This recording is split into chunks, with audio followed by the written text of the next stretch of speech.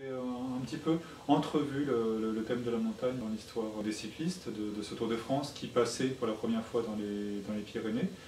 Et simplement, je crois, j'avais l'impression que j'avais encore des choses à dire, que c'est comme si j'avais entrouvert une porte, la porte de ces montagnes. Ça m'a donné très envie de poursuivre. J'ai une sorte de prédilection, je pense, pour cette époque qu'on appelle la Belle Époque, donc la fin du 19e siècle, le début du 20e siècle.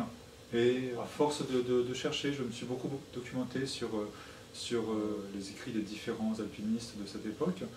Et je crois que j'ai eu une sorte de coup de cœur pour le livre de Mameri, un livre autobiographique, où il racontait de façon très vivante en fait ses ascensions, le passion qu'il avait avec ses guides. Le personnage prenait vraiment vie. Il se trouve en plus que Mameri a développé un nouveau style dans l'alpinisme.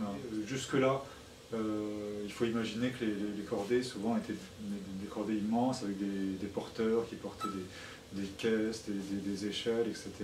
Un matériel pas possible. Et en fait, Mameri a inventé une manière moderne d'aborder la montagne, légère, c'est-à-dire avec très peu de toutes petites cordées. Ils sont 2 ou 3 personnes en fait à escalader, et puis très peu de matériel et beaucoup plus de place à l'initiative. L'amour de la montagne m'a été donné, je pense, quand j'étais gamin, par mon père notamment, un grand amateur de montagne dans sa jeunesse.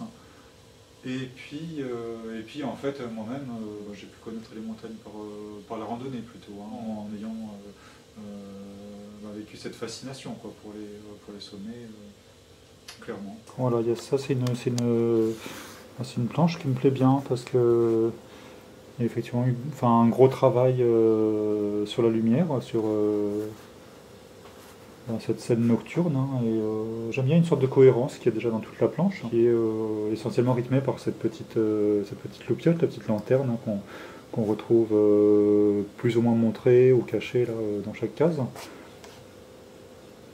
Et puis ça a été, oui, ça a été effectivement du boulot pour ajuster, pour trouver ces équilibres de lumière. Là, les alpinistes se trouvent sur la mer de glace. Ils longent la mer de glace et ils passent en dessous d'un sommet qui s'appelle les Grands Charmoz, qui est un sommet donc tout proche du Grépon. Ils vont en fait contourner pour tenter d'ascensionner le Grépon.